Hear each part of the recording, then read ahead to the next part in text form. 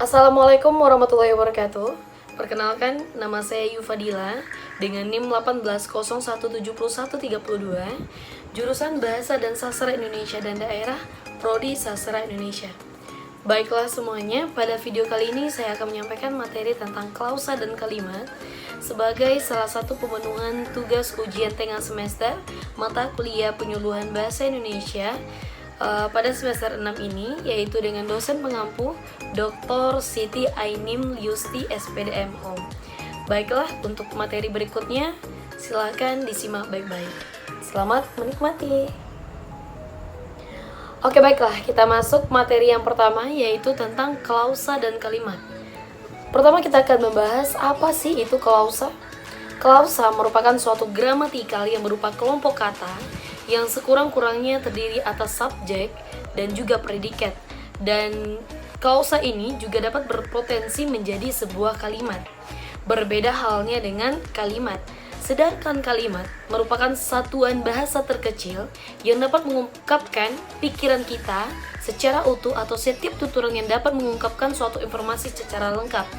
Jadi, kalimat ini merupakan isi keseluruhan dari pemikiran kita. Berbeda dengan klausa, sedangkan klausa itu merupakan kelompok-kelompok kata yang dimana dapat terdiri dari subjek dan predikat saja. Sedangkan kalimat dapat terdiri dari subjek, predikat, objek, keterangan, dan juga pelengkap. Nah, selanjutnya contoh klausa dan kalimat. Contoh klausa dan kalimat. Yang pertama, klausa. Klausa itu sejak ayahnya meninggal. Ayahnya merupakan subjek dan meninggal merupakan predikat. Sedangkan selanjutnya, ia menjadi pendiam. Ia merupakan subjek dan pendiam itu merupakan suatu tindakan atau predikat.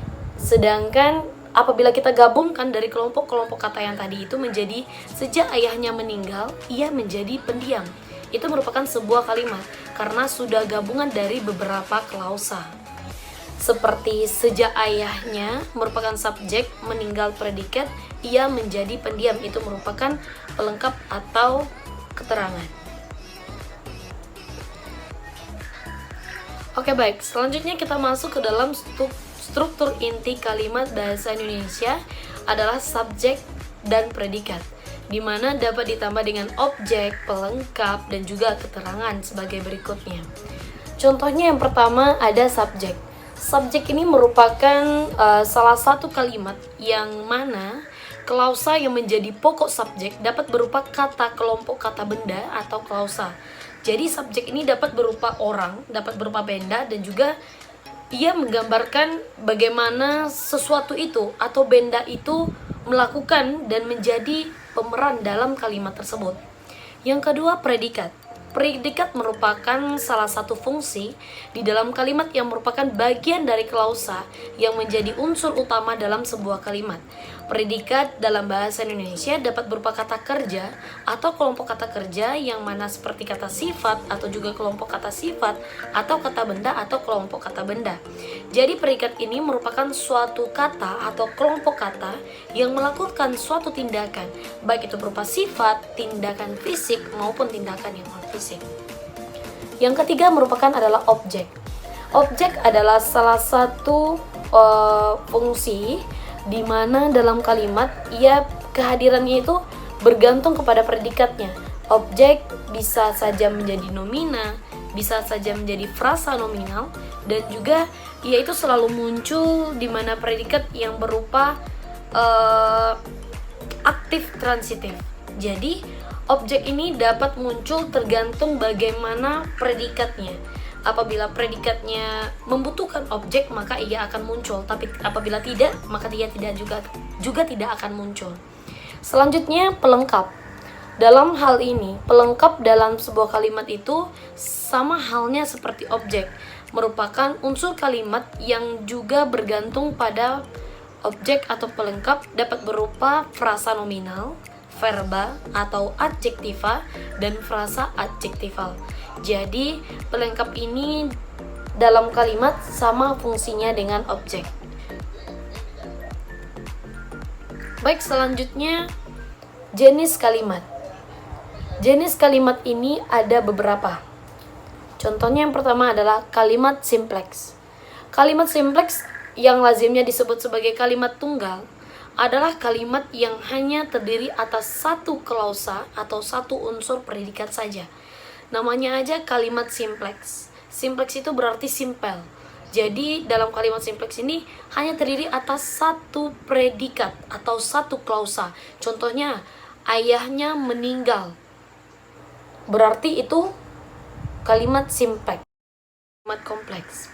Kalimat kompleks yang mana lazimnya ia disebut sebagai kalimat majemuk bertingkat, di mana kalimat ini terdiri atas klausa utama dan juga klausa subordinatif. Selanjutnya, kalimat majemuk.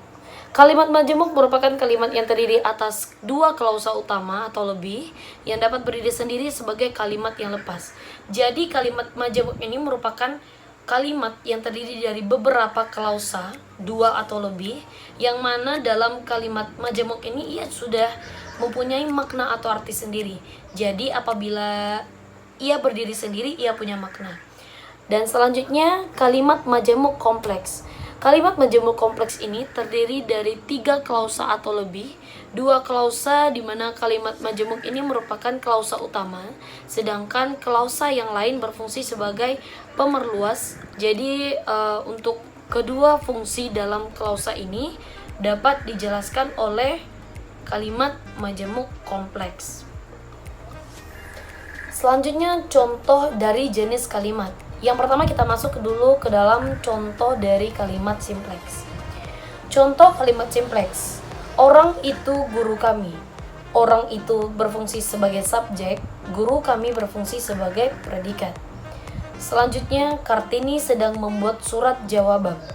Kartini berfungsi sebagai subjek, sedang membuat berfungsi sebagai predikat, dan surat jawaban berfungsi sebagai objek. Selanjutnya yang ketiga, kepakaran Teguh diakui banyak orang. Kepakaran Teguh berfungsi sebagai subjek, diakui berfungsi sebagai predikat, dan banyak orang berfungsi sebagai pelengkap. Oke baik, selanjutnya yaitu Sulaiman mengajari anaknya melukis. Sulaiman dalam hal ini berfungsi sebagai subjek, mengajari berfungsi sebagai predikat, anaknya berfungsi sebagai objek, dan melukis berfungsi sebagai pelengkap. Selanjutnya kita masuk ke dalam contoh yang kelima, yaitu kami berangkat pukul 7.30. Kami itu berfungsi sebagai subjek, berangkat itu merupakan suatu tindakan berfungsi sebagai predikat, dan pukul 07.30 berfungsi sebagai keterangan waktu. Oke, minggir itu merupakan contoh dari fungsi predikat. Kenapa ia termasuk kalimat simpleks? Karena ia sudah mempunyai arti atau makna tersendiri. Berarti ia menyuruh orang untuk minggir karena dia mau lewat gitu. Oke baik, selanjutnya kita masuk ke dalam contoh kalimat kompleks. Nah, contoh kalimat kompleks seperti yang sudah saya jelaskan sebelumnya berbeda dengan kalimat simpleks, di mana kalimat simpleks itu hanya terdiri dari subjek dan predikat, sedangkan kalimat kompleks ini sudah memiliki tingkatan berbeda dengan kalimat simpleks. Jadi contoh dari kalimat kompleks ini yaitu Supriyadi tetap berangkat meskipun hari telah gelap. Jadi adanya tingkatan kalimat gitu. Selanjutnya, ketika hujan turun, Hermawan masih berada di atas bus. Jadi Hermawan ketika ia berada di atas bus, hujan turun. Jadi adanya tingkatan kalimat. Itu mungkin bisa dibalik menjadi Hermawan masih berada di atas bus ketika hujan turun. Atau seperti contoh kalimat sebelumnya, seperti meskipun hari telah gelap, Supriyadi tetap berangkat. Oke, selanjutnya kita masuk ke dalam contoh dari kalimat majemuk. Contoh dari kalimat majemuk yaitu Yanto membaca stilistika dan istrinya membuatkan susu jahe. Kalimat majemuk ini berarti ada 2 klausa yang terdapat dalam satu kalimat, namun ia dapat berdiri sendiri. Oke, selanjutnya kalimat majemuk kompleks. Kalimat majemuk kompleks contohnya, ayah sedang melukis dan adik sedang belajar ketika kebakaran itu terjadi. Berarti dalam kalimat ini terdapat 3 peristiwa, di mana ayah sedang melukis, adik sedang belajar, sedangkan kejadian satunya lagi yaitu adanya kebakaran atau terjadi kebakaran di saat 2 proses kegiatan ini berlangsung. Oke, baik. Mungkin dalam materi kali ini hanya itu yang dapat saya sampaikan mengenai kalimat dan klausa. Semoga dapat bermanfaat bagi kita semua agar kita dapat membandingkan bagaimana klausa dan bagaimana kalimat. Jadi klausa merupakan kelompok kata yang terdiri dari beberapa kelompok kata tergabung menjadi satu makna. Sedangkan kalimat itu lebih utuh maknanya daripada klausa. Klausa mungkin hanya subjek dan predikat, sedangkan kalimat sudah mengandung subjek, predikat, objek, pelengkap, dan juga keterangan. Baik, mungkin hanya itu yang dapat saya jelaskan. Terima kasih dan sampai jumpa. Saya ucapkan Assalamualaikum warahmatullahi wabarakatuh.